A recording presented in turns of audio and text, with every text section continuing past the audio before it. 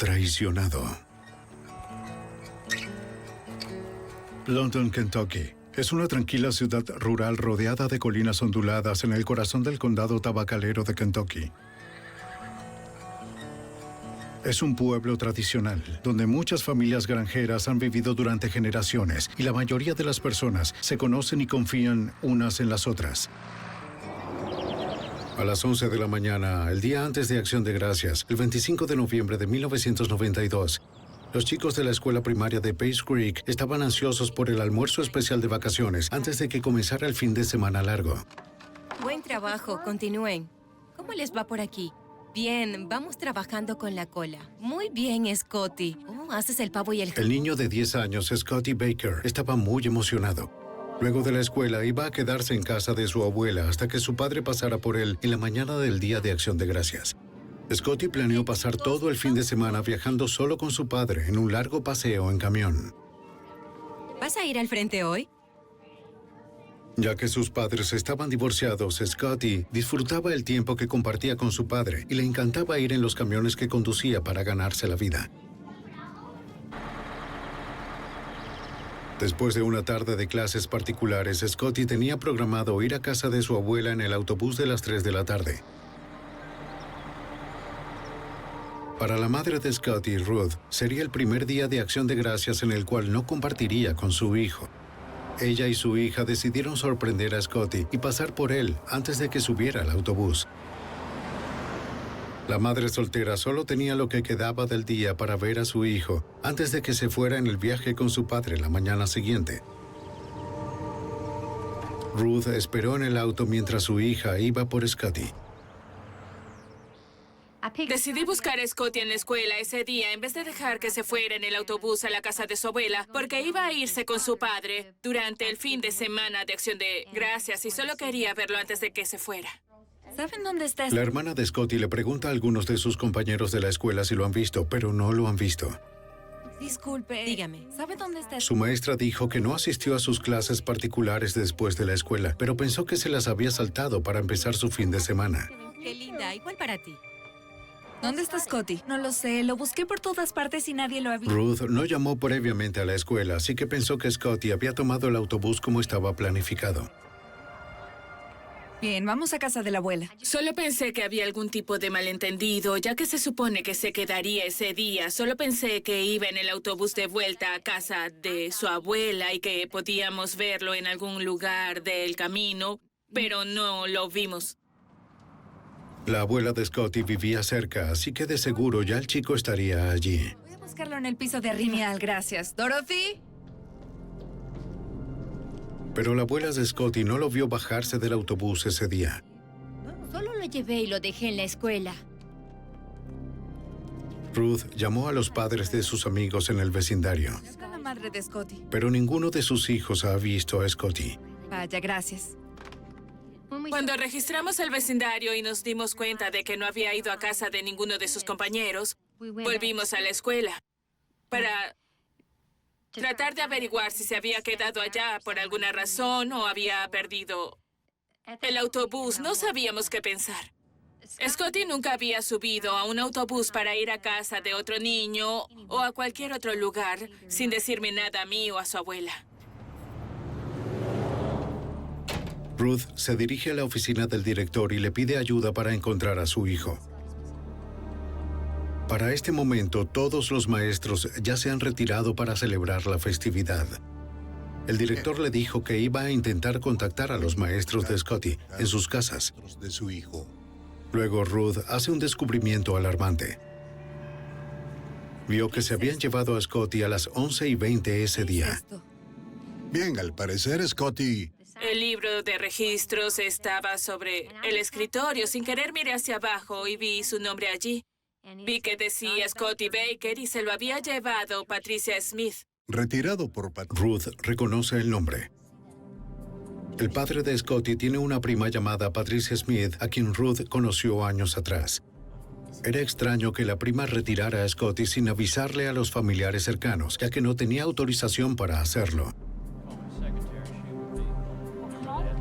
El director llamó a la secretaria de la escuela para saber más.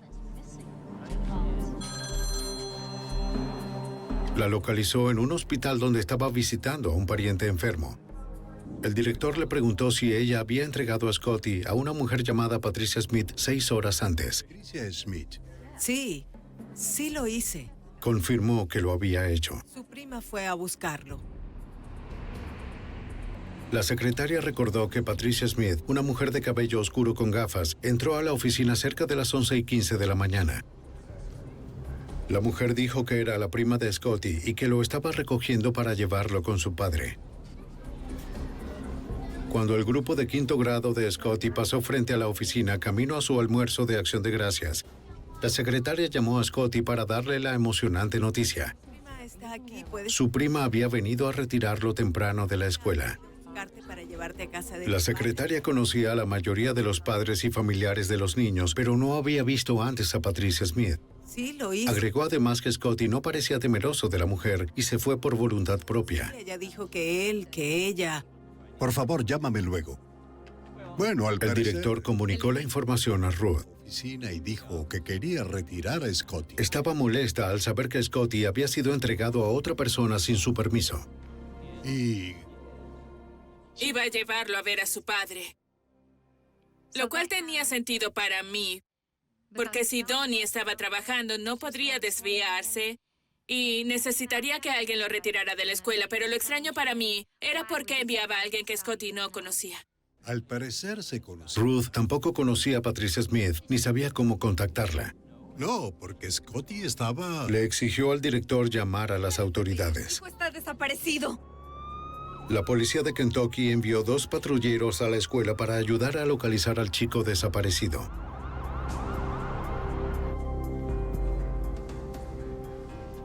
El director entregó a los oficiales una fotografía de la escuela de Scotty Baker y les proporcionó los nombres y las direcciones de sus compañeros de quinto grado. ¿Usted no la autorizó de ninguna manera? Ruth le dijo a los oficiales que su hijo fue visto por última vez 6 horas antes saliendo de la escuela con una mujer llamada Patricia Smith. Aunque su exesposo Donnie tenía un pariente con ese nombre, Ruth no podía proporcionarle su dirección o su número telefónico. La primera tarea de los investigadores era localizar a la prima. El antiguo agente de la policía de Kentucky, Larry Lewis, descubre que la prima de Donnie Baker, Patty Smith, vivía muy cerca de la escuela, tal como Ruth recordaba. Fuimos a casa de Patty Smith, quien estaba relacionada con Donnie. Es su prima y conversamos con ella y ella no encajaba en la descripción en lo absoluto y comprobamos su coartada sobre dónde estaba. En la noche, la policía ubicó a todas las mujeres llamadas Patricia Smith en un radio de 160 kilómetros de la escuela de Scotty. Patricia Smith. Encontraron varias. Todas estaban en casa, ya que al día siguiente era Acción de Gracias. Pero ninguna tenía semejanza con la mujer descrita por la secretaria de la escuela y todas tenían coartadas sólidas. ¿Pueden confirmar esto? Localizamos a otras 3 o 4 Patricia Smith que entrevistamos, pero no tuvimos éxito con ninguna de ellas, así que eventualmente entendimos que no era Patricia Smith, solo fue un alias usado por alguien. En casa de la abuela de Scotty, Ruth y sus 2 hijas se prepararon para lo peor. No está bien. Casi 8 horas después de que Scotty fuera retirado de la escuela por una mujer no identificada, aún no se sabía nada. Ruth intentó contactar a su ex esposo Donnie para ver si sabía algo. Le dejó un mensaje con el gerente de la compañía de camiones que le dijo que Donnie estaba en algún lugar en la carretera llevando la entrega de una carga a Ottawa, Illinois. Escuche, si no fuera... Esperamos por su llamada porque por alguna razón pensé que sabría dónde estaba al llegar allí. Esa era la única esperanza en ese punto, que de alguna forma Donnie sabría a quién lo tenía cuando se enterara de que se lo habían llevado. La policía de Kentucky continúa en la búsqueda de respuestas en el pueblo. Han visitado las casas de los niños que asistieron a la escuela el mismo día que el niño desaparecido. ¿Esa fue la última vez que lo vio? Uno de los amigos de Scotty pasó la mayor parte del día con él. Veníamos caminando Recordó ver a Scotty irse con la mujer. cerca de 30 años. ¿Scotty se veía temeroso de ella? No, El chico de 10 años vio el auto de la mujer. Sabía que tenía 4 puertas, pero no estaba seguro del modelo. El chico recordaba claramente que Scotty estaba feliz de irse y no se mostró temeroso de ella.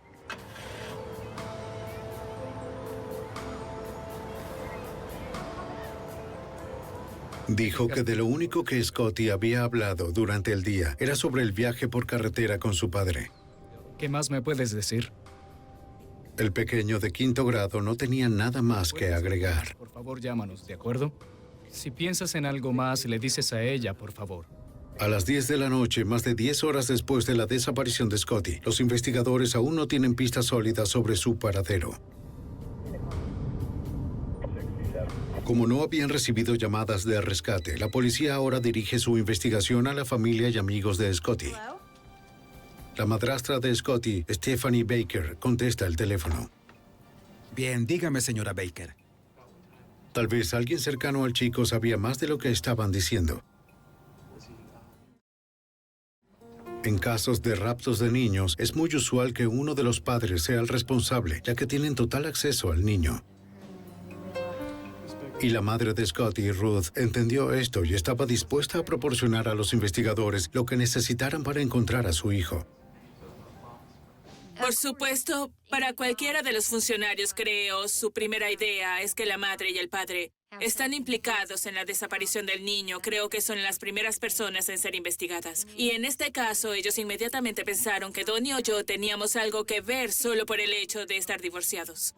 Los detectives le preguntaron sobre su relación con su ex esposo, Donnie. Cada vez que iba para allá, volvía a casa quejándose. Dijo que ella y Donnie estaban distanciados, pero que por el bien de Scotty mantenían una relación por lo general respetuosa. La pareja se había divorciado hacía 5 años. Según Ruth, en el divorcio fue difícil acordar la custodia de su hijo, siendo este el primer punto de desacuerdo. Después de algunas discusiones, Ruth y Donnie aceptaron la custodia compartida. Según su conocimiento, cuando su ex esposo tenía a Scotty, los fines de semana siempre trataba bien a su hijo. De hecho, Ruth creía que si había alguien que pudiera lastimar a su hijo, sería Stephanie, la nueva esposa de su ex esposo desde hacía 9 meses. Gracias. Ruth dijo que Stephanie estaba celosa de la relación cercana entre Scotty y su padre. No conocí a Stephanie muy bien. Lo que sabía sobre ella era lo que me decía Scotty. Y últimamente Scotty no hablaba mucho de ella. Yo sabía que él no quería ir más a su casa. Y también sabía que no quería compartir mucho con Stephanie, pero pensé que era solo incomodidad, que solo percibía los celos de ella hacia él. Los investigadores pensaban que quizás Ruth también sentía celos de la nueva esposa de Donnie por el tiempo que Stephanie y el padre de Scotty compartían con su hijo. Con motivos y emociones mezcladas, el detective Lewis creyó que al menos uno de los familiares de Scotty era probablemente responsable de la desaparición del niño. Había varios sospechosos desde el inicio. Stephanie Baker, porque era su madrastra, Donnie Baker, porque era el padre, y Ruth Baker, porque era la madre. Había un conflicto entre Ruth y Stephanie, así que los tres eran sospechosos.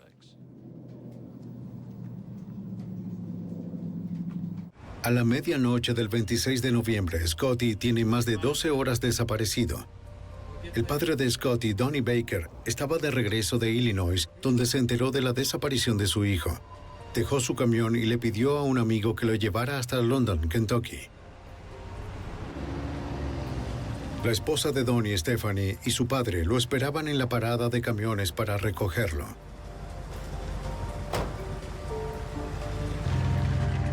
No tenían las buenas noticias que Donnie esperaba.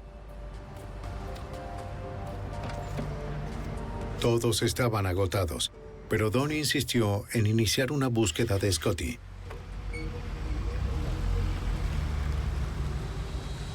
Él y Stephanie fueron hasta un bosque cercano donde Donnie y Scotty iban a cazar y practicar tiro al blanco juntos. ¡Scotty! ¡Vamos, Scotty! Pero no encontraron rastro de su hijo desaparecido. ¡Scotty! ¡Scotty!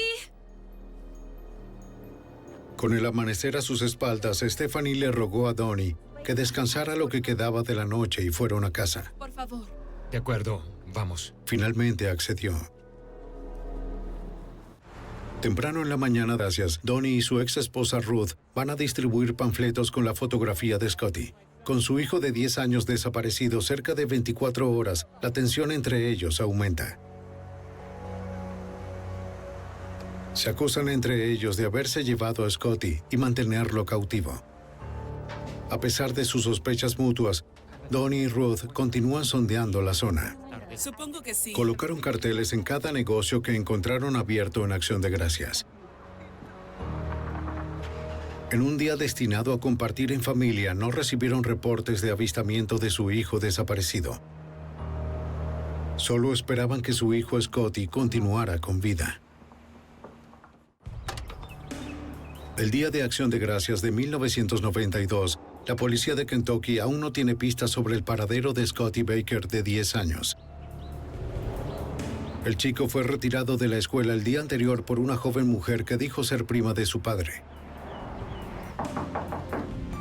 El padre de Scotty, Donnie, un conductor de camiones que se había casado recientemente, estaba en la búsqueda de su hijo desaparecido cuando la policía va hasta su casa para entrevistarlo a él y a quien es su esposa desde hace 9 meses, Stephanie Baker. Los investigadores sospechan que tal vez alguien cercano al chico desaparecido sabe más de lo que dice. Cualquier cosa que pueda hacer. El oficial le indica a la pareja que debe entrevistarlos por separado. Quería evitar que uno pudiera influenciar las respuestas del otro. ¿Scotty? Donnie Baker se veía ansioso, pero le aseguró al oficial que cooperaría de cualquier forma que pudiera. Exjugador de fútbol americano. ¿Entrenó algún equipo? No, no lo hice. Bien. Confirmó que había planeado pasar por Scotty la mañana de Acción de Gracias, después de despachar una carga en Illinois la noche anterior. Él y su hijo iban a viajar hasta Tennessee y luego volver. Donnie agregó que no le pidió a su prima Patricia Smith ni a nadie más buscar a Scotty en la escuela el día anterior. Bien, ¿qué había desaparecido de la escuela? Sí, desapareció de la escuela. Stephanie le dijo al patrullero que la mañana que Scotty desapareció, ella estaba en casa lavando ropa con su amiga Susan. Stephanie sospechaba que la primera esposa de Donnie, Ruth, estaba escondiendo a Scotty en algún lugar. Ella creía que Ruth estaba celosa de que ella se casara con Donnie y que la ex esposa de su esposo intentaría hacer algo dramático para que volvieran a estar juntos. De acuerdo, ella Los detectives también entrevistaron a la secretaria de la escuela de Scotty, el único testigo que estuvo cara a cara con el desconocido secuestrador. muy anchos, el color de su... Le mostraron fotografías de todas las mujeres de la familia, incluyendo a la madre de Scotty, Ruth, y a su madrastra, Stephanie. En caso de haber utilizado un disfraz, la secretaria estaba segura de que ninguna de ellas podría ser la mujer de cabello oscuro y gafas que había retirado a Scotty de la escuela la mañana anterior. Luego de más de 24 horas de búsqueda, encontrar al pequeño de 10 años con vida era cada vez menos probable. El detective de la policía de Kentucky, Larry Lewis, decidió hacer pruebas del polígrafo para poder eliminar a los familiares inmediatos. Los polígrafos, para mí, son solo una ayuda. No confío en el polígrafo 100%, pero puede ayudar. Su primer nombre es Ruth. La madre de Scotty fue la primera a quien le hicieron la ¿Sabe prueba. con certeza dónde está Scotty? No, señor. También entregó una muestra de su escritura para compararla con la firma de la mujer que firmó el libro de registros de la escuela de Scotty. Su escritura no coincidía con la de la sospechosa. Y los resultados de la prueba del polígrafo de Ruth no mostraron signos de engaño. Fui la primera en ser eliminada como sospechosa. Tomé la prueba del detector de mentiras sin problemas. El detective me dijo que yo pasé la prueba con honores, así que de inmediato me descartaron. El ex esposo de Ruth, Donnie, también fue llamado a presentar la prueba. Aunque la policía confirmó que estaba fuera del estado para el momento de la desaparición de Scotty, no podían descartar su posible implicación. Los resultados de la prueba de Donnie no fueron concluyentes y revelaron un posible engaño. Esperaban que su joven esposa Stephanie pudiera dar respuestas, pero se encontraron con un obstáculo como el detective Larry Lewis explica. A Stephanie se le solicitó tomar la prueba del polígrafo, pero estaba embarazada. Es lo que ella dijo y la policía de Kentucky no aplica pruebas de polígrafo a mujeres embarazadas. Esa es su política, así que cuando me dijo eso, no supe si me estaba mintiendo o no, así que la envié al hospital y pedí que le realizaran una prueba para confirmar su embarazo. Stephanie proporcionó una muestra de escritura, pero al igual que Ruth, al parecer no había coincidencia con la firma de la mujer que retiró a Scotty. Una y otra vez y vamos a seguir adelante. Me levanté, creo. Stephanie también dio una descripción detallada de sus actividades de ese día. Tiene... Asegura haber estado toda la mañana en su casa lavando la ropa con su amiga Susan. Les tomó varias horas y parte de ese tiempo estuvieron hablando con otra amiga por teléfono. Antes de terminar la tarde, habían acabado su labor y planeaban regresar a casa de Susan. Sí. En ese momento, Susan notó que había perdido sus llaves y temía haberlas dejado dentro del auto. ¿Una broma? No. Así que... Stephanie llamó a varios cerrajeros, pero no encontró ninguno que estuviera disponible de inmediato, por lo que Susan llamó a su madre para que fuera a recogerla. Tenía una llave de repuesto. Stephanie les dio a los investigadores la dirección de Susan para que pudieran corroborar la historia. Mi amiga Susan. Más tarde, en la noche de Acción de Gracias, los investigadores encontraron a la amiga de Stephanie, Susan. Estaba en su apartamento. Estaba descansando con su esposo, un camionero que estaba en casa por la festividad. El detective le preguntó dónde se encontraba la mañana que desapareció Scotty Baker. Susan confirmó que estuvo toda la mañana lavando su ropa en casa de Stephanie. Susan también dijo que cerca de las 11 de la mañana, Stephanie conversó con una amiga en común sobre reunirse todos en algún momento del fin de semana largo. Esteriza. Pero luego de enterarse que Scotty había desaparecido, nadie estaba de humor para salir. No lo sabemos. Susan contó una historia muy similar a la de Stephanie, que estuvo en casa de Stephanie lavando su ropa, que recibieron una llamada telefónica y que sus llaves se quedaron dentro del auto y su madre fue a recogerla. Nos fuimos. Susan le entregó a la policía el número de su amiga, quien más tarde confirmó la llamada. El detective le pidió que los llamara si recordaba algo más. ¿Qué ha ocurrido ese día? De acuerdo. Gracias. Mientras la nieve cubría London, Kentucky, en la noche de Acción de Gracias, Scotty continuaba desaparecido. Creo que tuvimos la primera nevada esa semana y recuerdo estar de pie frente a la ventana en la oscuridad pensando que mi bebé estaba allá afuera en algún lugar y estaba nevando y quizá tendría frío. Porque quien quiera que lo tuviera probablemente no le estaba dando nada para cubrirse. No tiene ropa y no ha tomado una ducha y ni siquiera sé si le dan de comer. Y esa creo fue la más triste nevada de mi vida. El viernes 27 de noviembre de 1992, la policía de Kentucky llama al FBI por ayuda. De que el niño no está... El agente especial Rod Kincaid de la oficina del FBI de London, Kentucky, fue informado de que habían pasado 2 días desde que Scotty desapareció. Nuestra principal preocupación era su seguridad y ver que el niño era devuelto a casa con su familia. Y cuanto más tiempo tome la investigación, más posibilidades hay de que al niño le hagan una mala jugada. Y si es un secuestro, hay más posibilidades de que el niño sea realmente lastimado.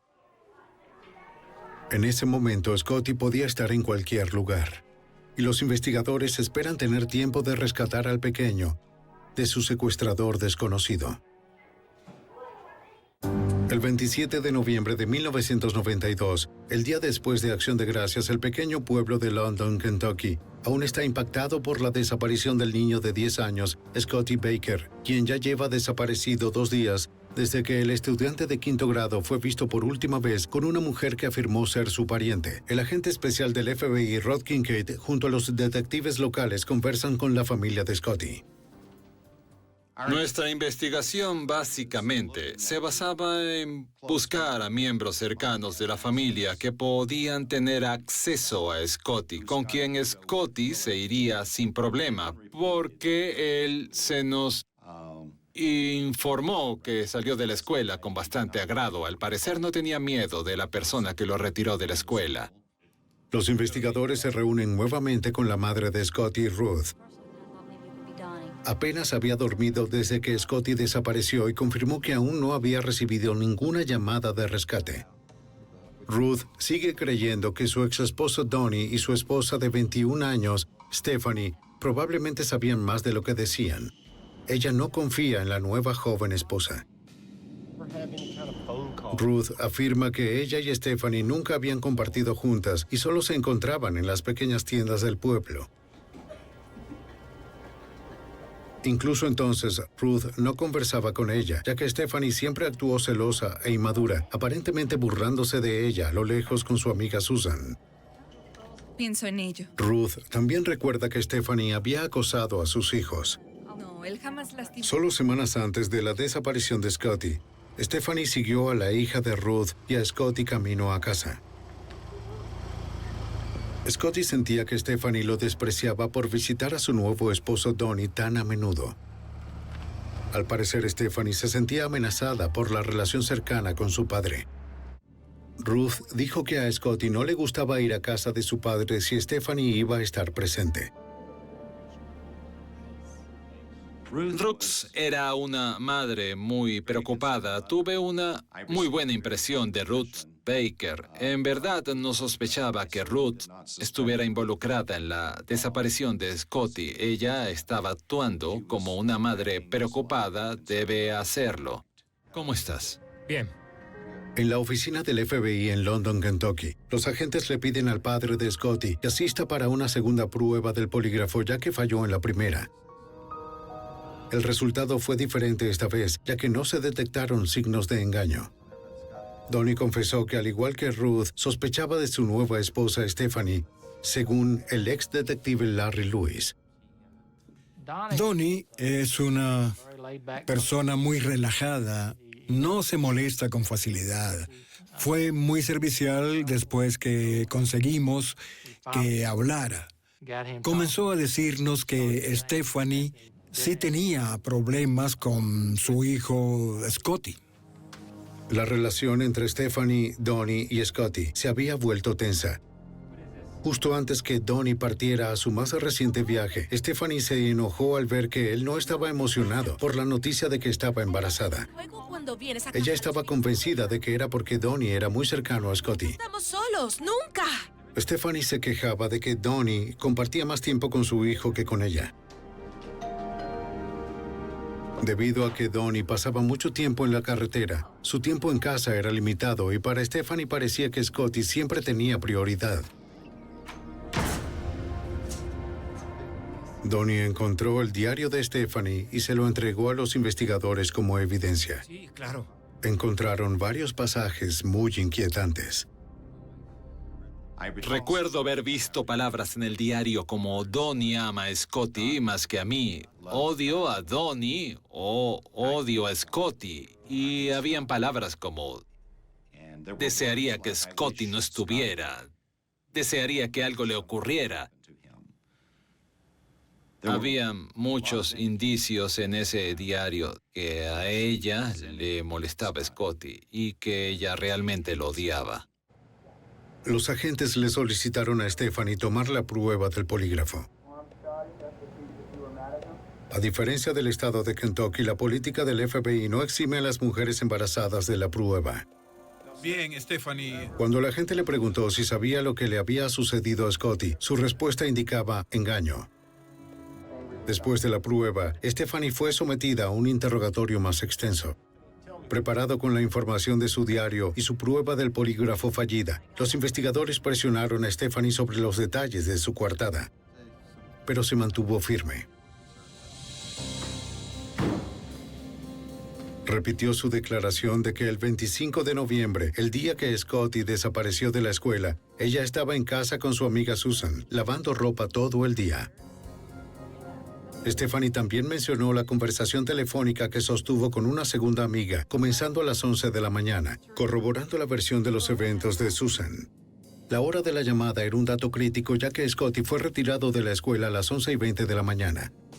Pero los agentes no podían corroborar la llamada sin registros telefónicos. Por ser un fin de semana festivo, el personal de la compañía se reintegraría hasta el lunes por la mañana. Para los agentes, la conducta de Stephanie resultó extraña, pues ella parecía muy tranquila por la desaparición de 2 días y medio de su hijastro. Algo que recuerdo es lo fría que estaba Stephanie cuando habló de su hijastro, Scotty Baker. Recuerdo que era la menos preocupada o no parecía estar preocupada por la desaparición de Scotty. A pesar de que usó palabras para demostrar preocupación, su comportamiento, sus expresiones me transmitieron que no estaba realmente preocupada. Stephanie entrega una segunda muestra de su escritura para que el FBI la compare con la firma dejada en la escuela por el secuestrador. Los investigadores confirmaron que las firmas no coincidían. Aunque estaban seguros de que Stephanie estaba mintiendo acerca de su conocimiento sobre el paradero de Scotty, ella en definitiva no era la mujer que había retirado a Scotty de la escuela. La coartada de Stephanie dependía de las declaraciones de su amiga Susan. El lunes 30 de noviembre, los investigadores vuelven al departamento de la amiga para volver a interrogarla y solicitarle que realice la prueba del polígrafo. Pero Susan no estaba en casa. Para el 30 de noviembre de 1992, ya han pasado 5 días desde que el chico de 10 años, Scotty Baker, fue raptado de su escuela cerca de London, Kentucky, por una mujer desconocida. Nunca estamos solos nosotros. El FBI y los detectives de Kentucky creen que la madrastra de Scotty, Stephanie, estaba involucrada de alguna forma desde que se determinó que su prueba del polígrafo fue engañosa. Stephanie dijo que estaba lavando ropa con su amiga Susan el día que Scotty desapareció. Aunque Susan corroboró la historia de Stephanie, el antiguo detective del estado de Kentucky, Larry Lewis, dudaba de la credibilidad de Susan. Susan y Stephanie, a mi parecer, tenían sus historias memorizadas y estaban contando exactamente la misma historia. Decían las mismas horas. Eso trajo muchas preguntas a mi mente sobre cómo podían tener historias tan exactas y precisas, incluso en las horas. Así que íbamos a enfocar nuestra investigación en Susan y Stephanie. Los agentes querían confirmar la historia mediante la prueba del polígrafo de Susan, pero no podían encontrarla en ningún lugar. Los investigadores hablaron a su madre para preguntarle si sabía dónde podría estar Susan. ¿La ha visto últimamente? Dijo que su hija se había ido a Florida con su esposo, un conductor de camiones que tenía programada una entrega.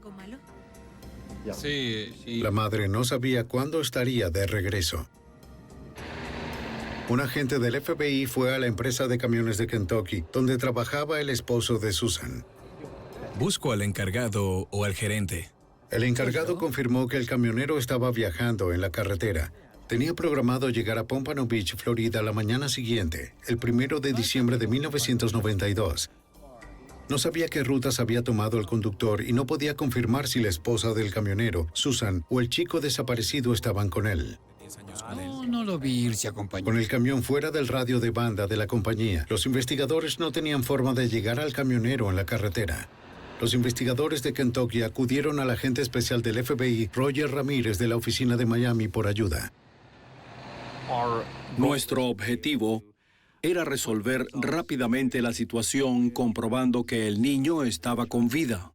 Cuando esta información llegó a nosotros, teníamos la esperanza de que ese fuese el caso y con suerte el pequeño Scotty estaría en custodia de esta pareja.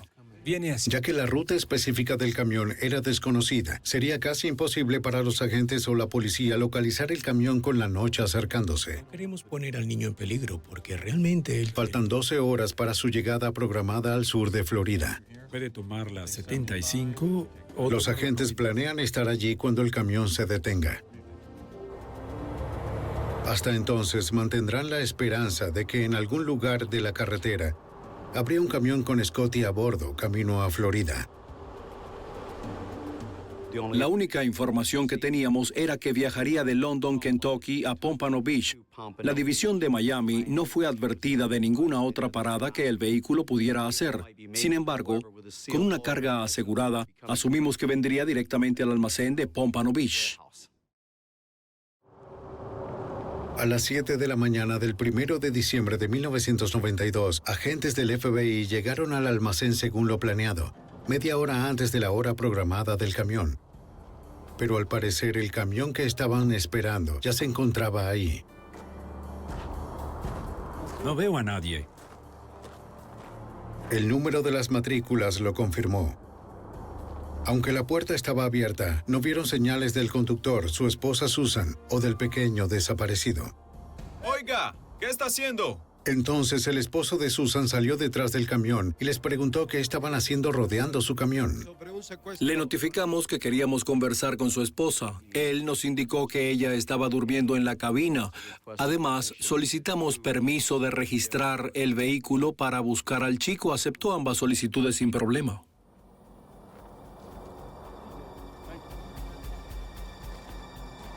El niño no estaba allí. Pero Susan sí. Bajó aún aturdida por dormir. Podemos hacer... Susan dijo que no entendía por qué querían conversar con ella. Ya había sido interrogada sobre el caso en Kentucky. Aceptando cooperar, Susan les aseguró que contestaría cualquier pregunta que pudieran tener. Los agentes le dijeron a su esposo que también necesitaban registrar el interior del camión. El camionero no estaba dispuesto a romper el sello de la puerta de la cabina. Si estaba abierto, su cliente podría rechazar recibir la encomienda. Toma esta. Los agentes fotografiaron el sello para proteger las políticas de entrega. Aquí tiene, señor. Ya más tranquilo, el camionero abre la puerta.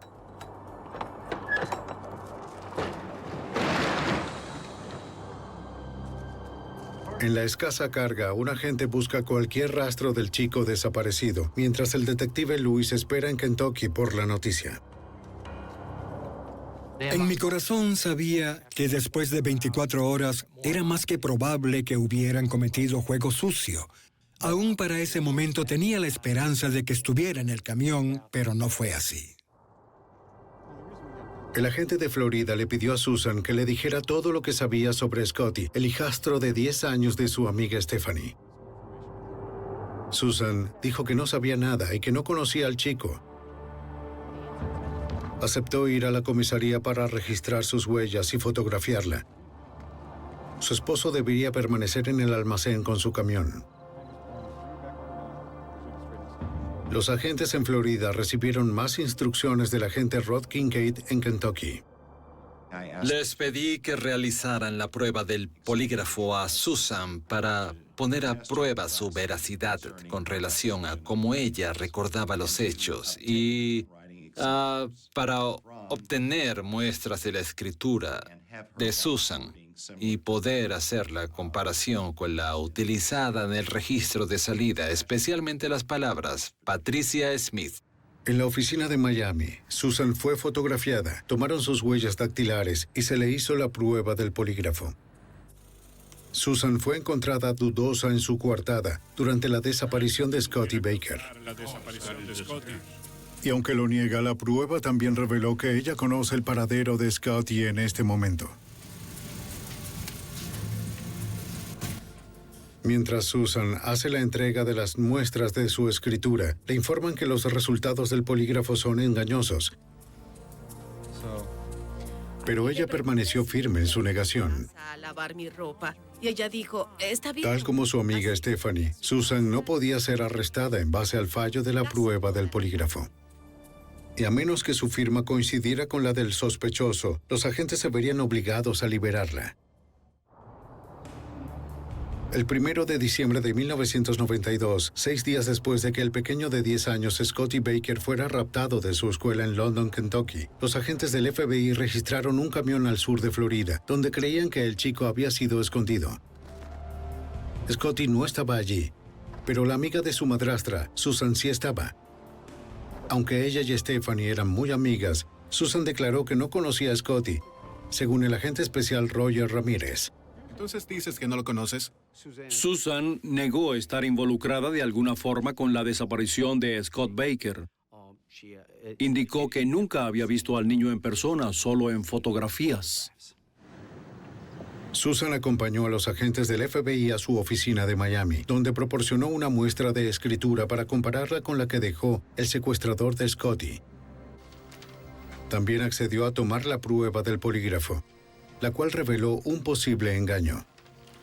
A pesar de los resultados, la chica de 22 años continuó insistiendo en que ella y su amiga Stephanie Baker no tenían ninguna implicación en el secuestro del hijastro de Stephanie, Scotty. Eso fue lo que hicimos. En la oficina del FBI en Miami, ella dio una declaración similar, negando tener alguna implicación. Nosotros, como investigadores, sentíamos que había algo que faltaba y algo que ella no estaba diciendo. Ayúdenos a encontrar al chico. Luego de una hora de interrogatorio, Susan finalmente se desmoronó. Puede que se diera cuenta de que solo era cuestión de tiempo hasta que el FBI viera la coincidencia de su firma con la de la mujer que había retirado a Scotty de la escuela 6 días antes. Susan admitió que había simulado ser Patricia Smith, actuando como si fuera la pariente lejana del niño.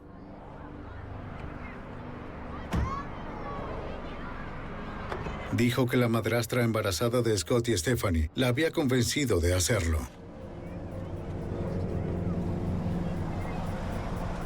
Y lo llevé conmigo. Susan dijo que Stephanie quería recuperar a su esposo. No sabía si algo de todo esto pasaría.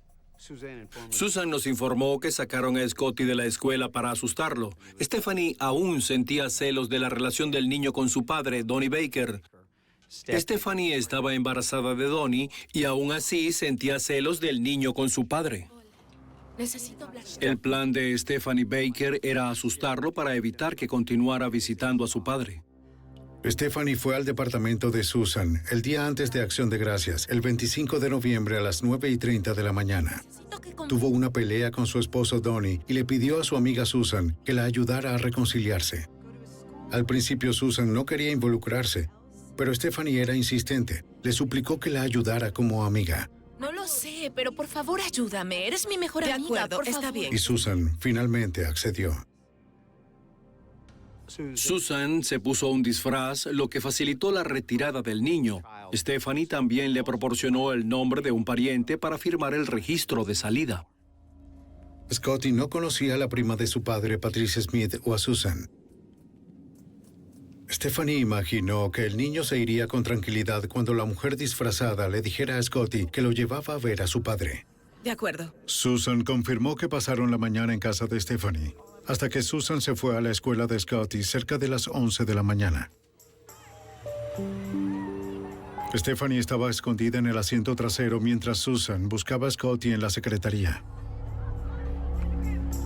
Susan afirmó que en ese momento no se dio cuenta de que el niño no volvería a ver su escuela o a sus padres. Susan dijo que se dirigieron al norte de London, Kentucky. Scotty le dijo lo emocionado que estaba por el viaje que iba a hacer con su padre por carretera durante el fin de semana. ¿Te gusta viajar en camión? Una vez que el niño estaba dentro del auto, Stephanie, que estaba sentada en la parte de atrás, lo sujeta y comienza a ahogar al niño en el asiento delantero y luego lo ala hasta el asiento trasero. Susan le rogó que se detuviera. Sin embargo, como ella dijo, Stephanie enloqueció. Scotty luchó por su vida, pateó y gritó, pero su madrastra de 21 años era muy fuerte. En solo minutos el chico estaba muerto.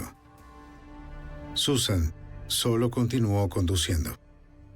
Ella no sabía qué hacer. Stephanie, en este punto, dijo que la culparía a ella porque ella fue quien lo retiró de la escuela. Como consecuencia, Susan básicamente sintió que no tenía más alternativa que aceptar a ayudar a deshacerse del cuerpo. Las mujeres condujeron a una mina abandonada cercana. Buscaron un lugar para esconder el cuerpo lejos de la carretera. ¿A dónde vamos? Aquí arriba. Susan dijo que horas más tarde volvieron con gasolina para quemar el cadáver antes de enterrarlo.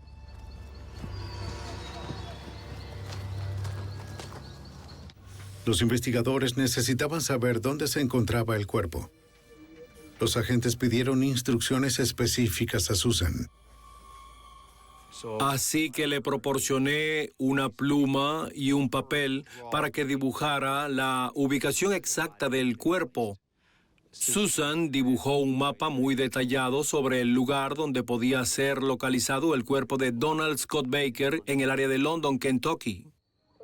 En la tarde del 1 de diciembre de 1992, 6 días después de que el chico de 10 años Scotty Baker fuera raptado en la víspera de Acción de Gracias, las autoridades recuperaron los restos carbonizados del chico. Su madrastra Stephanie Baker, después de repetidas negaciones, eventualmente confesó el asesinato y fue arrestada. Los residentes estaban sorprendidos de que una mujer embarazada pudiera haber hecho esto a un niño. Los investigadores que trabajaban en el caso, incluyendo al agente especial Rod Kincaid, se vieron profundamente afectados por la cruda realidad del homicidio de Scotty. Este es uno de esos casos que tuve como agente del FBI y ciertamente jamás olvidaré. Fue horrible que un niño de 10 años fuera raptado de la escuela y asesinado. Los agentes del FBI tienen familiares. Tengo 2 hijos. Fue un caso horrible. Me sentí muy mal por los padres, porque sé que a ellos les importaba su hijo. La cómplice y amiga de Stephanie, Susan, fue procesada primero. Debido a la alta atención de los medios sobre el caso, el juicio fue trasladado a otro condado. El abogado del estado para el Circuito Judicial 27 de Kentucky, Tom Handy, convenció al jurado de que Susan era culpable de homicidio imprudente, secuestro y abuso de un cadáver. ¿Cómo pudo conducir un vehículo con este niño siendo estrangulado justo a su lado, tocándola? Es increíble para mí. Condujo el vehículo durante 5 minutos mientras el pequeño Scotty estaba siendo estrangulado hasta morir. Su auto tiene abolladuras y marcas en el tablero, causadas por este niño pateando hasta la muerte. Susan recibió una sentencia de 25 años por sus crímenes. Enfrentando la pena de muerte, Stephanie Baker, de 21 años de edad, se declara culpable de homicidio y recibió una sentencia de por vida. 7 meses después de estar en prisión, Stephanie dio a luz a su hijo. Sus padres están criando a su hijo y su esposo Donnie se divorció de ella. 10 años después de la tragedia, la madre de Scotty, Ruth Baker, ha logrado seguir adelante a pesar de su devastadora pérdida. Es difícil decir lo que sería de mi vida si él hubiera sobrevivido. Creo que me ha hecho una mejor madre para mis otras hijas y mis nietos, porque soy muy protectora con ellos. Ruth Baker visita la tumba de Scotty a menudo. Como resultado del caso de su hijo, se aprobó una legislación en el estado de Kentucky por la cual es requisito presentar un documento de identidad para retirar a un niño de la escuela. Los Baker esperan que mediante la pérdida de Scotty, otras familias puedan evitar el dolor que ellos han sufrido. ¿Tienes lo que quiero? Aquí tienes. En las calles de Nueva Orleans, el dinero de la droga compró a los policías de la ciudad. Los oficiales se convirtieron en el brazo fuerte de los capos de la droga, que amenazaban a cualquiera que quisiera denunciarlos. ¡King! ¡Auxilio! Con una policía contaminada por la avaricia, los agentes encubiertos tendrían que arriesgar sus vidas para vencer a los policías corruptos ocultos detrás de una autoridad deshecha. Los archivos del FBI.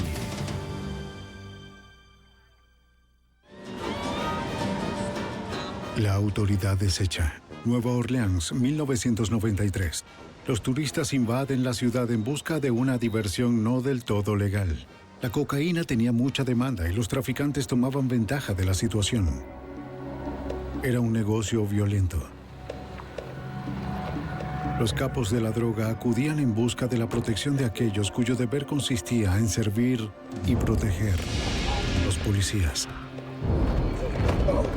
Los oficiales llenaban sus bolsillos mientras imponían la voluntad de los traficantes, además de someter a los delincuentes callejeros, aterrorizando a civiles inocentes.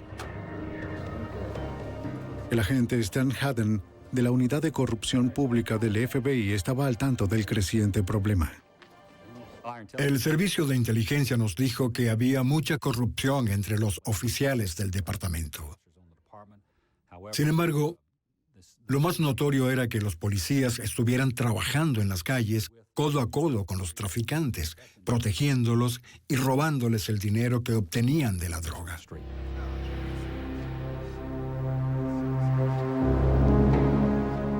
Uno de los traficantes era Terry Adams, conocido en las calles como Scaboo. Un traficante menor que había sido extorsionado por el oficial Sammy Williams. ¿Tienes lo que quiero? Vamos, dámelo ya. Pero el dinero que pagaba Scaboo como protección ya no era suficiente para Williams. Durante el día de Navidad, el oficial le exigió a Scaboo el pago de $10,000 en efectivo para las 6 de la tarde. Y lo amenazó con darle una paliza o de 20 años de prisión a cadena perpetua si no aparecía. Esa misma tarde, alrededor de las 5, el agente especial Stan Haddon terminaba un trabajo de último minuto. Haddon estaba a punto de regresar a su casa cuando atendió una última llamada. Era Scaboo. Lo habían chantajeado y se le estaba acabando el tiempo. No tenía los $10,000 que el policía corrupto le exigía en menos de una hora. ¿Cómo se llaman los policías? Cuando Scaboo me contactó, nos dimos cuenta de que era nuestro mejor chance de hacer algo con respecto a la corrupción policial. Y de inmediato arreglé un encuentro con él en persona. Era imposible conseguir esa suma para las 6 de la tarde. Cuando nos vimos, solo faltaba media hora. Sí, estoy de acuerdo con eso. Haddon y su compañero idearon un plan de inmediato. Creo que esto es lo mejor. Scaboo se encontraría con el oficial según lo acordado, pero llevaría consigo un micrófono del FBI. Los agentes no pudieron reunir $10,000 en tan poco tiempo. Y Scaboo tendría que convencer al policía de que aceptara varios pagos menores repartidos en varios encuentros. Ellos pueden ponerse violentos si tú lo sabes. Has trabajado con ellos. Así es. Haddon le aseguró a Scaboo que estaría bajo vigilancia constante, así que asumió su papel.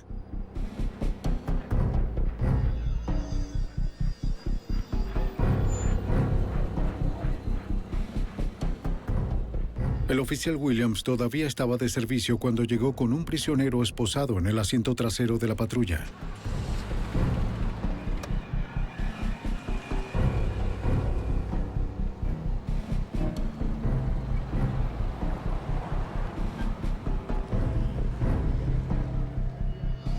Llevó a Scaboo a un sitio solitario detrás de un mercado de pescados.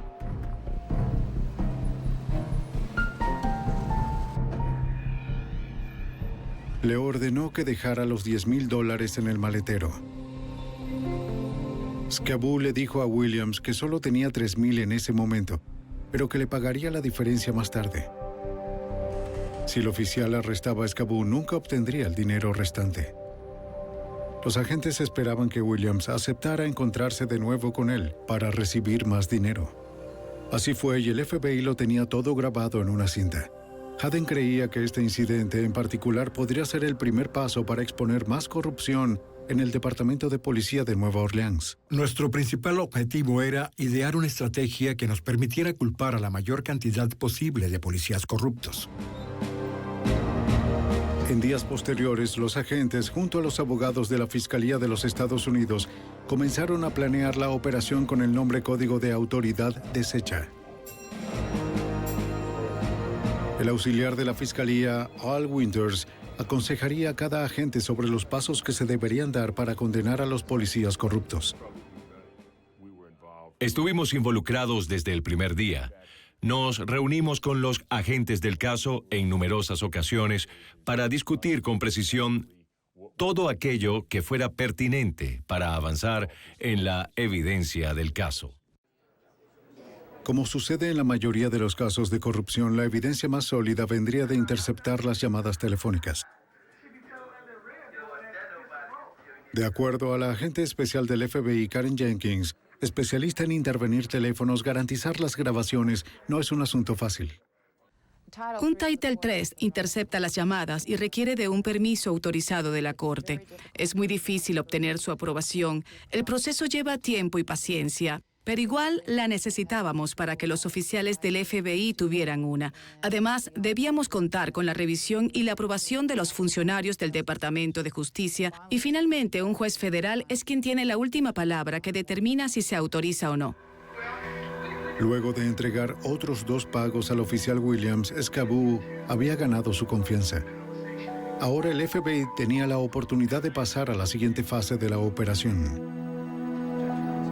Scaboo se acercaría a Williams con la propuesta de que, como el volumen del negocio de la droga iba en aumento, necesitaría más policías para protegerla. Si Williams se mostraba interesado en pagos más altos, tendría que contratar a más policías corruptos para manejar la expansión. Williams mordió el anzuelo. Scaboo se encontró con él para realizar otro pago a mediados de enero de 1994. Pero esta vez Williams se presentó con otro oficial que resultó ser Len Davis, el compañero de Sammy Williams. No fue una sorpresa. Davis era conocido en el departamento como un gángster con placa. No era nada bueno. Ve a ver si puedes hacer algo. Al revisar las cintas, Haden descubrió un problema. ¿Qué estamos escuchando? Ambos, Davis y Williams, usaban el lenguaje del tráfico de drogas. Para que las acusaciones procedieran, el FBI tendría que grabar a los policías utilizando un lenguaje que el jurado pudiera entender. Haden presionó a Scaboo para que Williams y Davis usaran palabras como droga. Así no habría ninguna duda en el juicio. Pero cuando Scaboo comentó a los oficiales, la droga está aquí, Davis sospechó que algo estaba sucediendo. Oye, ¿qué dijiste? ¿Qué demonios dijiste? Si estás en el trabajo policial y alguien empieza a usar palabras con tanto descaro, inmediatamente sospechas que esa persona te está tendiendo una trampa. Davis empujó a Scaboo dentro de la patrulla y le dijo a Williams que condujera. Los agentes llamarían la atención en una calle tan solitaria, así que si iban tras los oficiales, Scaboo correría peligro.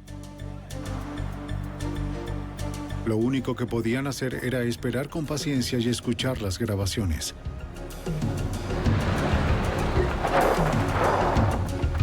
Cuando el auto se detuvo, la furia de Davis estalló.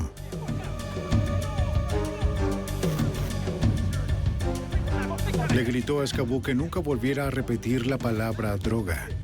De inmediato lo llevaron a un sitio apartado y lo registraron con violencia. Incluso pudimos escuchar cuando le abrieron el cierre velcro. Fue un momento muy tenso. ¡Quítate la ropa! ¡Quítatela! Davis insistió en que no iría a la cárcel por una conversación descuidada. Él y Williams desvistieron a Scaboo buscando el micrófono. Scaboo estaba seguro de que iba a morir.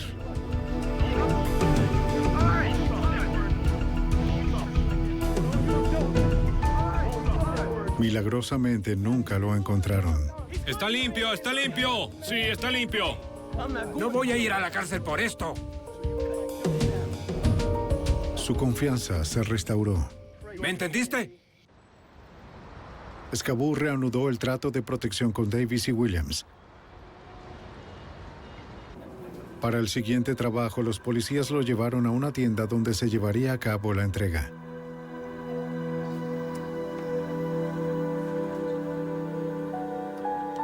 Adentro, Scaboo dejó el bolso en el mostrador y le entregó el recibo a un agente que se hacía pasar por el comprador. Luego, ese mismo agente retiró el bolso.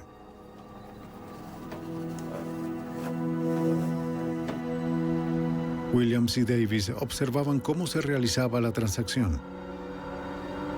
Les habían prometido $1,000 por cada kilogramo de cocaína custodiado. Para ellos, cada trato era dinero fácil.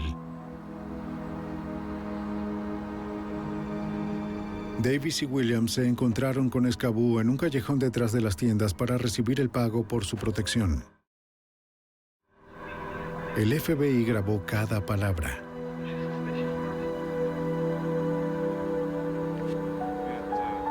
Poco a poco, la operación Autoridad Deshecha armaba su sólido caso contra la corrupción policial. Las grabaciones continuaron hasta la primavera de 1994.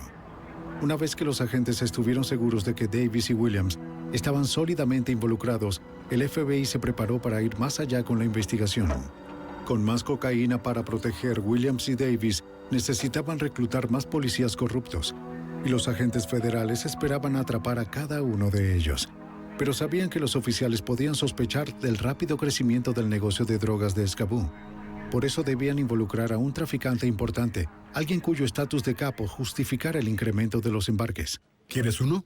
Seguro. Está bien. Haden llamó a Juan Jackson, un agente del FBI entrenado específicamente para trabajar encubierto. Que represente a un capo de la droga de la costa este. En aquel momento estaba en la ciudad de Nueva York y fui contactado para concertar una entrevista e incorporarme al caso. Con frecuencia buscan a un tipo de persona con cierta altura, cierto peso, color de piel, o lo que sea que le permita infiltrarse en un grupo determinado. Conocido como JJ, el agente representaría al proveedor de cocaína de Scaboo, que usaría Nueva Orleans como el centro de distribución de su producto para el resto del país. Yo era un traficante de alto nivel. Ese era el papel que desempeñaba, con muchas conexiones tanto en Miami como en Nueva York. Con la llegada de JJ, la operación Autoridad Deshecha estaba a punto de crecer de un negocio de droga menor a un negocio de altura. Jackson era uno de los mejores agentes encubiertos del FBI. Era inteligente y tenía experiencia. Pero su vida estaría en manos de un informante, Scaboo, que no tenía ningún entrenamiento. Jackson necesitaba desarrollar una absoluta confianza en Scaboo o los dos morirían.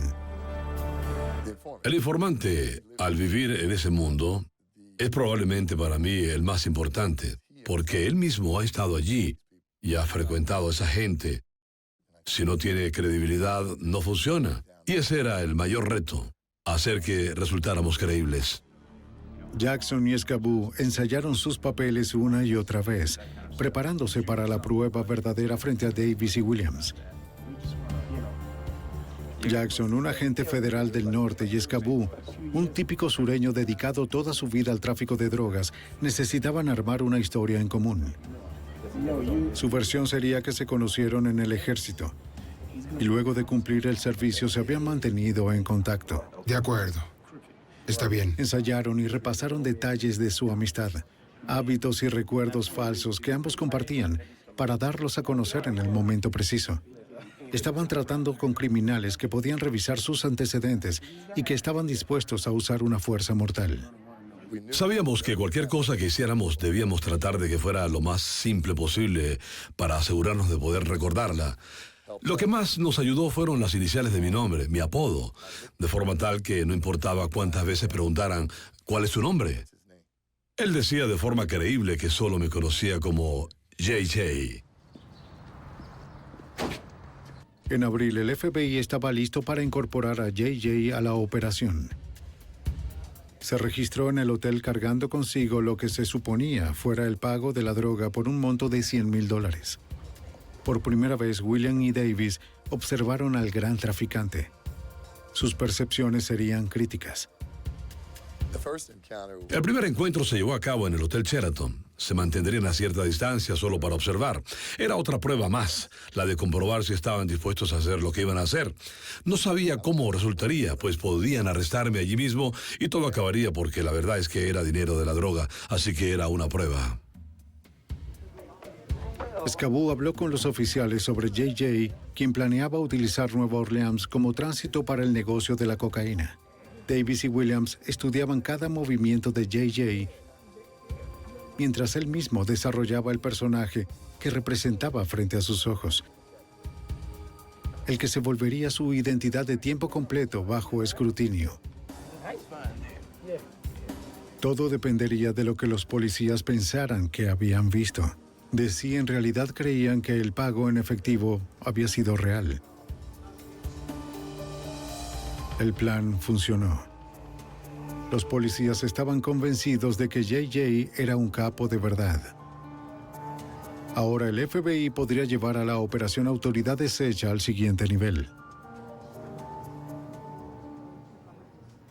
En la primavera de 1994 comenzaban la operación Autoridad Deshecha, que apuntaba a los policías corruptos de Nueva Orleans involucrados en el tráfico de drogas de la ciudad. Haciéndose pasar por un traficante llamado JJ, el agente especial encubierto Juan Jackson trabajaba con Scaboo, un traficante de drogas convertido ahora en informante del FBI. Scaboo alquiló una habitación del hotel para que JJ se reuniera por primera vez con los oficiales Len Davis y Sammy Williams. ¿Cómo estás, amigo? ¿Qué hay? Eso fue increíble, a lo grande. Cada vez que sucede un primer encuentro con los delincuentes, 1.000.000 de cosas cruzan tu mente. Es decir, ¿me van a creer? ¿Sucederá algo que los haga cambiar de opinión? El asunto es si uno va a poder hacer su trabajo o si va a tener que regresar a casa. Haciéndose pasar por el traficante de drogas experto en las calles, JJ insistió en que todos se desvistieran por razones de seguridad. En esta primera reunión, Jackson no usó ningún micrófono.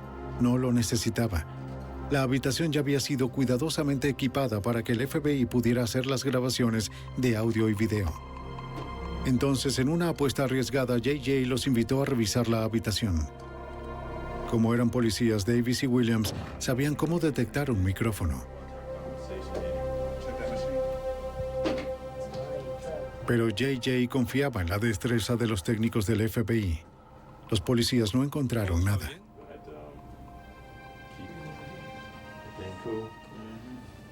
JJ comenzaba a ganarse la confianza de los policías, sin olvidar que ellos están entrenados para detectar el engaño.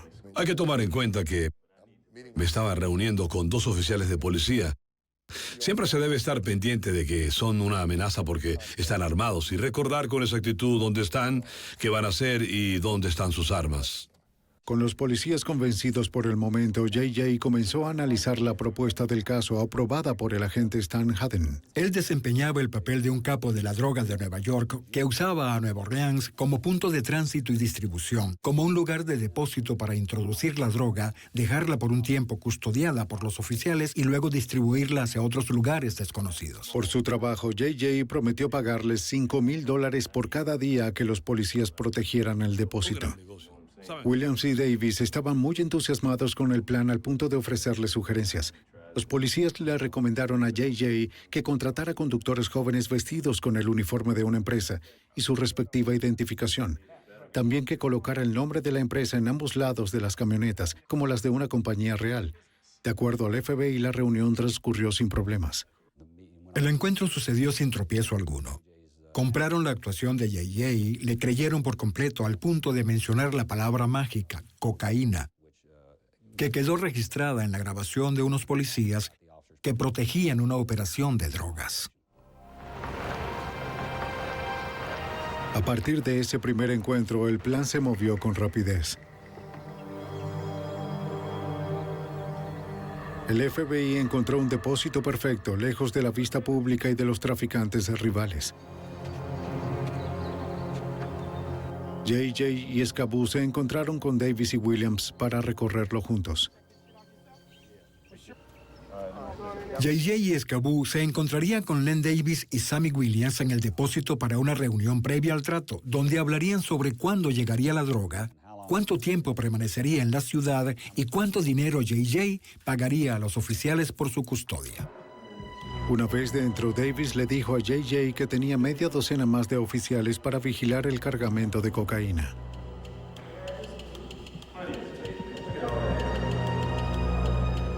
Trabajarían en turnos de 10 horas. Los policías uniformados ubicados afuera custodiarían desde allí la cocaína que estaba adentro, por un monto de $250,000 cada envío. En esa reunión de junio se efectuó el primer pago de JJ por más de $10,000. Vigila afuera, hazlo ya. Todo estaba saliendo bien. Pero un solo aspecto del plan del depósito preocupaba a Al Winters, auxiliar de la fiscalía. Básicamente dijimos a los agentes que a menos que tuviéramos la evidencia, una evidencia irrefutable de que esas personas sabían que custodiaban cocaína, no podríamos procesarla. Porque los policías que montaban guardia en el exterior del depósito podían argumentar que no tenían idea de que había droga en su interior. Pienso que podemos tener... Haden tenía que encontrar la manera de probar que los hombres reclutados por Davis sabían del cargamento de la droga. El reto es cómo vamos a Su involucrar. equipo buscaba la forma de exponer la droga a plena vista. Necesitábamos implicarlos. Vamos, tomaré esos. Los policías tenían que ser grabados discutiendo sobre los envíos. Los cargamentos se entregarían en el depósito un fin de semana de cada mes según lo planeado. Entonces, a mediados de julio, el FBI mandó un cargamento que los guardias no esperaban.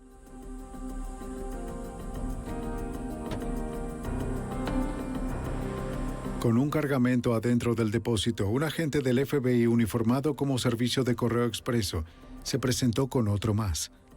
El conductor sorprendió a los policías de guardia al descargar la cocaína a plena vista. Esto fue demasiada exposición para el equipo de Len Davis, que no quería de ninguna manera ver la droga. Mira, Williams, ven. No querían ningún vehículo fuera del depósito descargando droga donde ellos, los policías, pudieran verla. Ven. Llamaron a Sammy Williams por un teléfono móvil que JJ les había dado.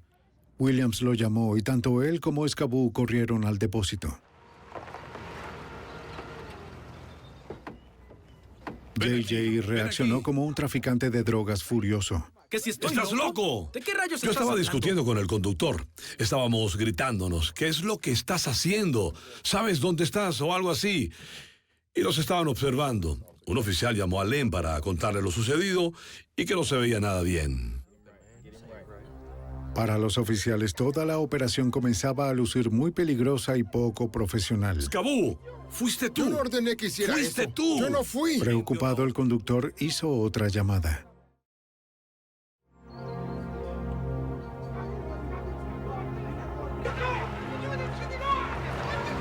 ¡Estás loco! ¡Estás loco! Sammy Williams llegó para resolver el problema. Mira, Escabú, está bien. ¿Ves con lo que tengo que lidiar? Oigan, ¿qué pasa? ¿Qué está pasando? Solo tienen 5 minutos. JJ explicó que fue el conductor quien echó todo a perder. Les pidió a los policías que escoltaran la camioneta hasta las afueras de la ciudad. A pesar del riesgo, la estrategia funcionó. Al mostrar a unos oficiales que estaban al tanto de lo que había en el interior del depósito. Esto no está bien. Y toda la escena estaba grabada en video. Pero el episodio creó dudas entre los oficiales. O bien JJ era un aficionado o formaba parte de una trampa. De cualquier manera, a partir de ahora lo estarían vigilando más de cerca.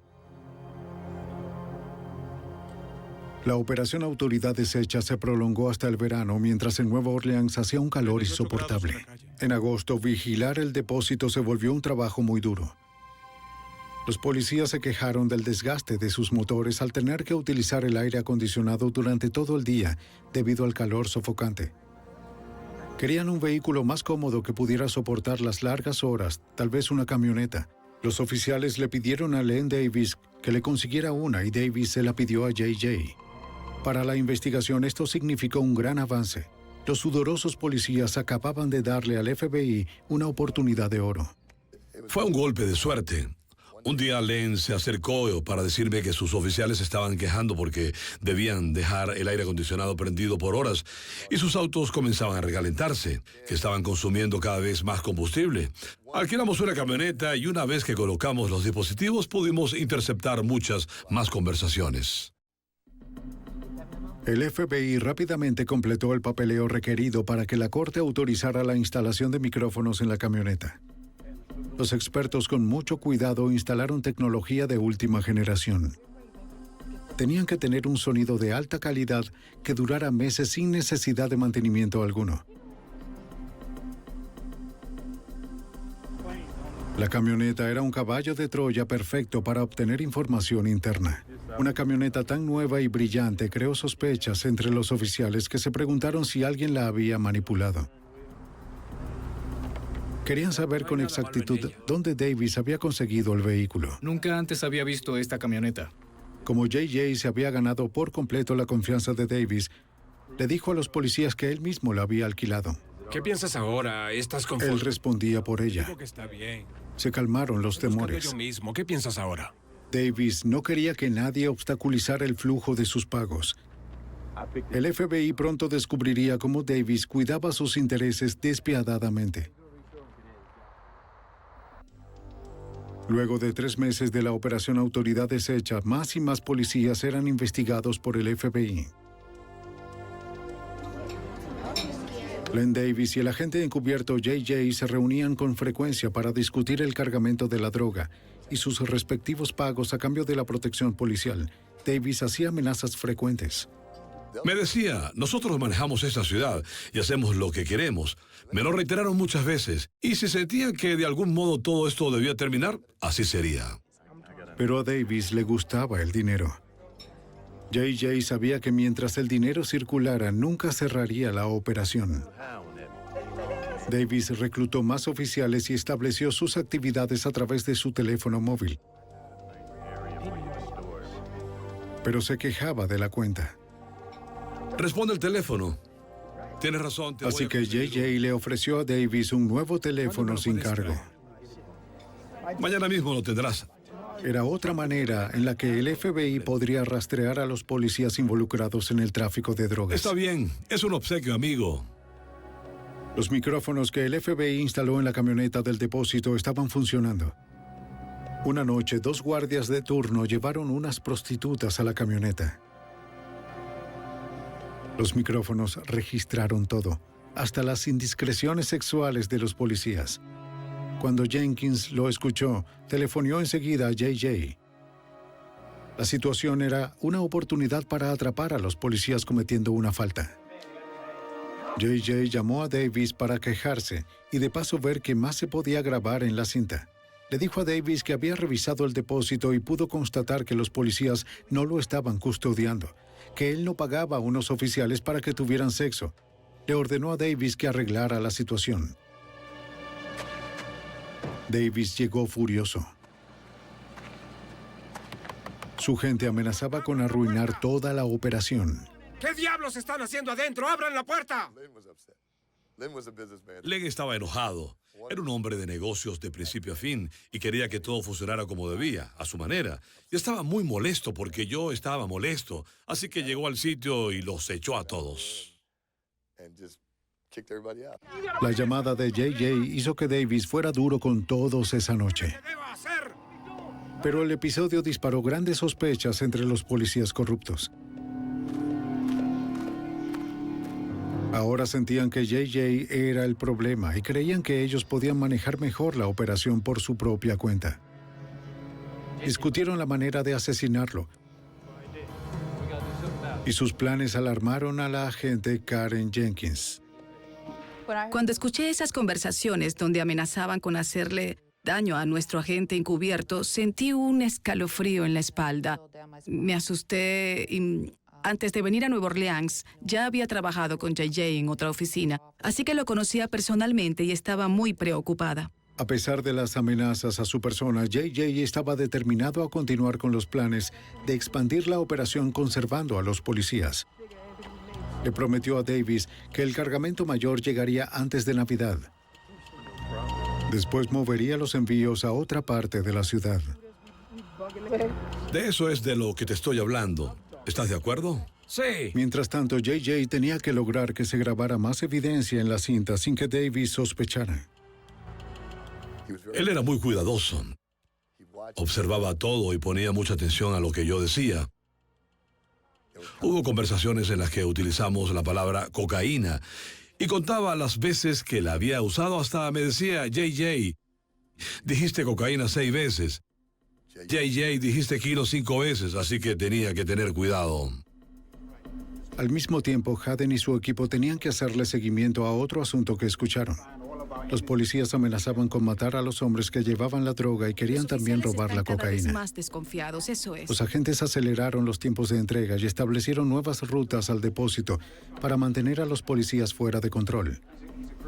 Con tantos oficiales corruptos, el FBI no podía hacer una limpieza por sí solo. Los agentes necesitaban a alguien poderoso dentro de la fuerza policial para que fuera un aliado contundente. A pesar del riesgo de una posible fuga de información, decidieron pedir ayuda dentro del Departamento de Policía de Nueva Orleans. En octubre de 1994 sucedieron cambios en la ciudad gracias al nombramiento de un nuevo jefe de policía, Richard Pennington. Era un foráneo que venía de Washington, D.C., contratado para transformar la policía corrupta de la ciudad. Así que acaba de mudarse. ¿Por qué no se sienta, por favor? El FBI invitó al nuevo jefe a una reunión. No son del todo buenas, desafortunadamente. Entonces Haden le presentó a J.J. Le informó a Pennington que la operación Autoridad Deshecha estaba dejando al descubierto la corrupción profunda de la policía que estaba a punto de dirigir. Su cooperación sería crítica para el éxito de la operación. En las calles de Nueva Orleans, Davis y Williams aún estaban en servicio activo patrullando su territorio. Len Davis tenía una larga lista de quejas públicas en su contra. Durante las rondas de aquel octubre, Davis y Sammy Williams patrullaban el complejo habitacional Desire. ¡Oye! Al ver que un par de policías se acercaban, dos jóvenes huyeron corriendo. Williams persiguió a uno de ellos, lo golpeó y lo dejó sangrando en la calle. En ese momento, King Groves, tía de la víctima, decidió que la policía ya había aterrorizado a su vecindario lo suficiente. ¿Quién de ustedes? Al día siguiente, Groves, de 32 años y madre de 3 hijos, presentó una denuncia contra Len Davis y su compañero, acusando a ambos de violencia policial. ¿Tengo que llenar esto? Sí, señora, Un oficial alertó a Davis de lo sucedido. ¿Quieres saber su nombre? Sí, ¿cuál es? Oficial Davis, ¿lo conoce? El auxiliar de la fiscalía, Mike McMahon, vio el reporte. No solo reportó a Sammy Williams, quien cometió el acto brutal, sino que también a Len Davis, que no tuvo que ver directamente con la golpiza. En ese preciso momento, Len Davis se enfureció. Para Davis, la queja de Groves llegó en el peor momento posible. Llamaría una atención no deseada sobre su persona justo cuando el nuevo jefe de policía asumía el cargo. Ya sé lo que voy a hacer. Len Davis juró vengarse. El mismo día que King Groves presentó su denuncia, Richard Pennington se juramentaba como el nuevo jefe de policía de Nueva Orleans, marcando el inicio de la fase final de la operación Autoridad Deshecha. Un avance en el esfuerzo del FBI de asociarse con las fuerzas de una ciudad desesperada por limpiar sus calles de la delincuencia. Esa misma noche, el agente Jenkins grabó varias conversaciones que mostraban hasta qué punto se habían corrompido los hombres de azul.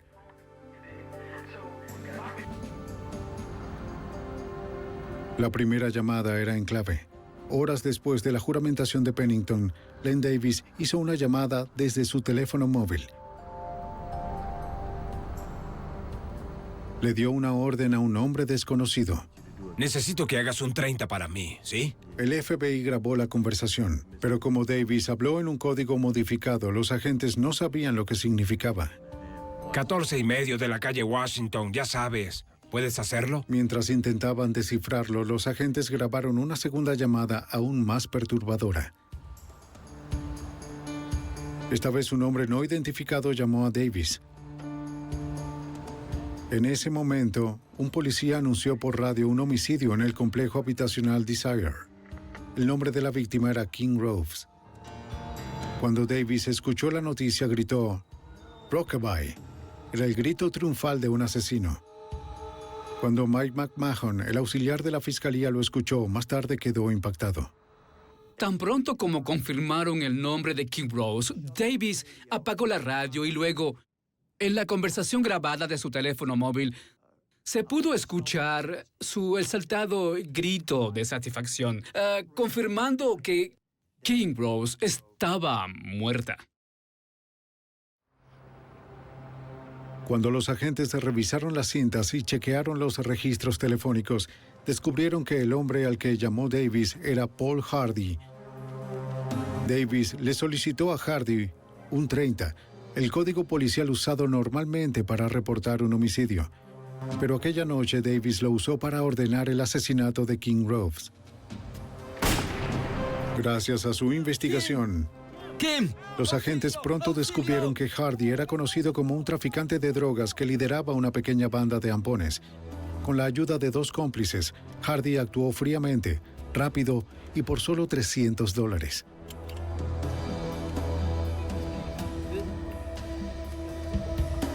Mientras se alejaba a toda velocidad por un puente, arrojó el cañón del arma al canal y le entregó la pistola a un cómplice para que la guardara a salvo.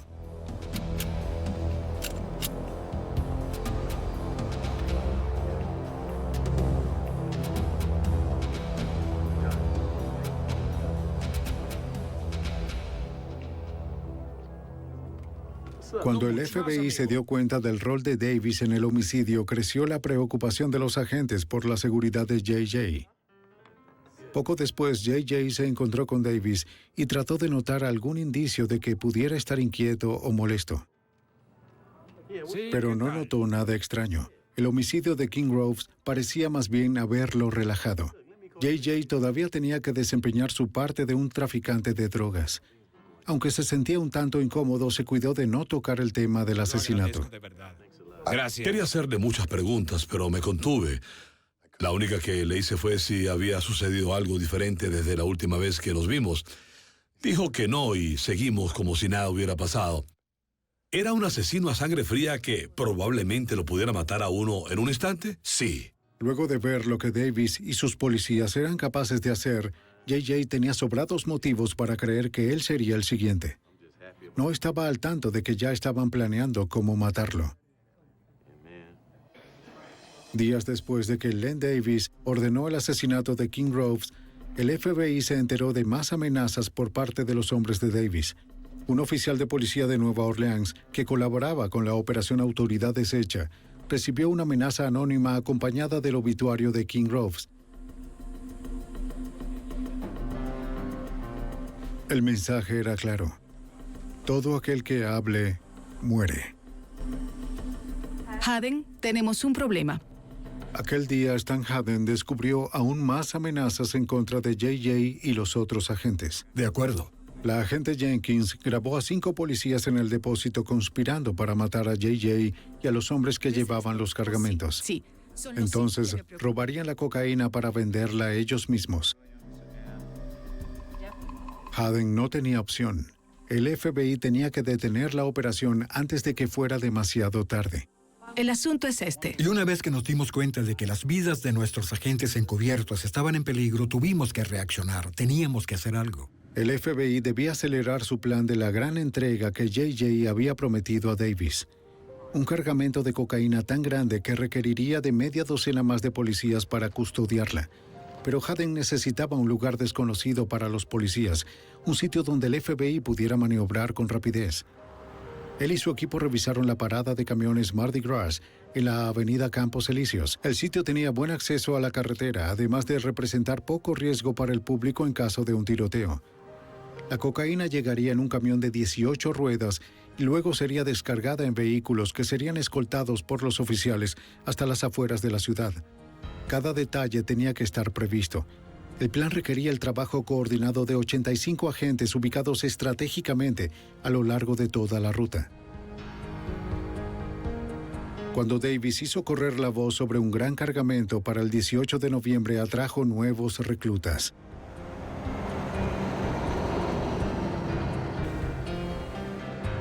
Cuando el cargamento de cocaína de $250,000 llegó, Davis y Williams, junto a su gente, estaban listos para protegerlo. Agentes haciendo las veces de conductores trasladaron el cargamento. Haden y Jenkins observaron de cerca la operación completa desde el centro de comando. Existían muchas posibilidades de que en una parada de camiones algo resultara mal, pero con agentes encubiertos en peligro no había chance para el error. El cargamento se dividió en 2. Williams escoltó uno y Davis se ocupó del otro.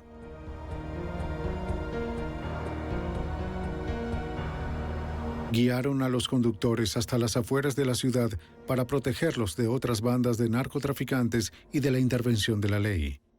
Para facilitar nuestra vigilancia, hicimos que uno de los vehículos se dirigiera al este y otro al oeste con la idea de poder tener 2 equipos de vigilancia operando simultáneamente y no queríamos que se cruzaran. La operación continuó sin ningún problema. 6 policías adicionales se grabaron en pleno tráfico de drogas. El FBI estaba por entrar en la fase final de la operación Autoridad Deshecha, con el arresto de los policías corruptos, capaces de matar a cualquiera que se los opusiera. Hola, FBI. Luego de la operación en la parada de camiones, los agentes del FBI se ocuparon con rapidez del asesinato de King Groves. Revisaron la vivienda de Paul Hardy, quien le disparó. Y allí encontraron una copia no autorizada de una guía con los códigos policiales, los mismos que utilizó Davis cuando ordenó el asesinato de Groves.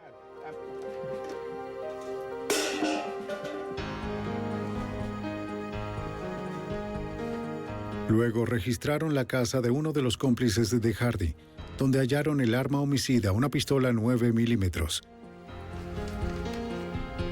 Las 2 investigaciones, Operación Autoridad Deshecha y el homicidio, se cerraban al mismo tiempo. Con respecto a los 2 cabecillas, el FBI decidió no arriesgarse. ¡Hey! Por eso los agentes detuvieron a Davis al día siguiente en su casa, cuando estaba fuera de servicio. Las manos en la cabeza. ¿De qué está hablando? Oiga, Las yo manos soy en la un cabeza. oficial de policía. El criminal con placa fue arrestado por cargos federales de narcotráfico y por el asesinato de King Groves. Yo no hice nada. Para el socio de Davis, Sammy Williams, los agentes usarían un enfoque diferente. Haden decidió ubicar a Williams del lado de la fiscalía. Funcionó. Y resolvieron darle otro giro al caso. Traigamos a Juan, dijeron. Así que crucé la puerta y me presenté a mí mismo como el agente especial Juan Jackson del FBI. Noté que su cara se ponía pálida. Su mundo simplemente se derrumbó. Sammy Williams era ahora un testigo del gobierno. Su testimonio resultó crucial para lograr las condenas. Haden y su equipo no tenían tiempo que perder. Antes de que se esparciera la noticia del arresto de Davis y Williams, debían traer al resto de la banda ante la justicia, docenas de hombres armados en uniforme. La estrategia fue arrestar a Len Davis el 5 de diciembre, luego el 6 hacer que todos estos policías comparecieran ante el gran jurado. Y el 7 de diciembre, ese mismo jurado ordenó que se presentaran en las oficinas del FBI para tomar unas muestras de su escritura a mano. Los reclutas de Len Davis llegaron a las oficinas del FBI para los análisis de su escritura junto a la de otros 60 oficiales. Como el circuito de la droga no implica registros escritos y tantos otros oficiales entregaban sus muestras, los corruptos no sospecharon nada. Al igual que los anteriores, el ardid del FBI dio resultado. Uno por uno, más de una docena de policías corruptos de Nueva Orleans fueron arrestados. Fue una forma segura de proceder porque obviamente todos estos oficiales estaban armados y enfrentaban cargos muy serios. Fue una manera de evitar un potencial derramamiento de sangre y cualquier resistencia por parte de los acusados. En la corte, las grabaciones del FBI armaron un caso sólido en contra de los policías. Los videos y también los audios hablaron con tanta claridad que erradicaron cualquier duda que los miembros del jurado pudieran tener. La agente Karen Jenkins sabía que la evidencia era contundente. Los miembros del jurado fueron capaces de escuchar por sí mismos lo que los oficiales decían. Fueron capaces de ver sus acciones gracias a los videos disponibles. Ese no soy yo, puede ser cualquiera. Tal como predijo Al Winters, auxiliar de la fiscalía al comienzo de la investigación, Davis trataría de negar su responsabilidad. Saben lo que es un homicidio. A pesar de todas las previsiones que tomamos, la defensa de Davis en el juicio alegó que él estaba conduciendo su propia operación encubierta, que por cierto no había sido realizada según las reglas, pero que después de todo, él solo era un pobre policía, sin entrenamiento, intentando llevar a cabo su propia operación encubierta. Davis nunca admitió haber hecho algo malo, no hacía falta. Las cintas de audio y video hablaban por sí solas. Enfrentados al dilema de condenar a aquellos que juraron protegerlos, los miembros del jurado escucharon atentamente. Las cintas eran escalofriantes. Y a medida que se presentaban en la corte, hubo un silencio como el de una catedral. ¿El jurado ya tiene su veredicto? Sí, su señoría, lo tenemos. Que el acusado se ponga de pie. El jurado solo deliberó 15 minutos. Por favor, lea el veredicto. Nosotros, miembros del jurado, encontramos al acusado culpable de asesinato en primer grado y lo sentenciamos Glenn Davis fue sentenciado a muerte por el asesinato de King Groves, aunque más tarde se cambió su sentencia por la de cadena perpetua. En otros 2 juicios, Davis y sus cómplices se enfrentaron a 18 condenas por tráfico de drogas. 15 oficiales fueron condenados a prisión. Como Sammy Williams cooperó con los oficiales, fue sentenciado a solo 5 años. Nunca más podría usar una placa. Ha manchado el uniforme que alguna vez usó, pero debo reconocer con desagrado que este tipo de crímenes solo pueden ser resueltos con la cooperación de gente como usted. Caso cerrado. Para la policía, el caso Haddon significó una prolongada y dura mirada al espejo. Me parece que la ciudad de Nueva Orleans fue muy tolerante con este tipo de conductas que se hubieran considerado inapropiadas en cualquier otro sitio del país. Pero es parte de la cultura de aquí. Aunque soy nativo de Luisiana, esto fue un llamado de atención para todos los ciudadanos de Nueva Orleans porque hubo un problema muy serio con la policía y ese problema debía resolverse. Uno hace un juramento y cuando uno lo hace no hay ninguna excusa para romperlo. Creo que colaboramos. Creo que ahora el enfoque es distinto. Creo que el reclutamiento, los salarios y todo lo que se refiere al Departamento de Policía de Nueva Orleans es ahora distinto. Bajo la dirección del jefe Pennington, el Departamento de Policía de Nueva Orleans se reorganizó despidiendo a más policías corruptos. La casa se limpió. El Departamento de Policía y el FBI continúan trabajando unidos para imponer la justicia en las calles de la ciudad.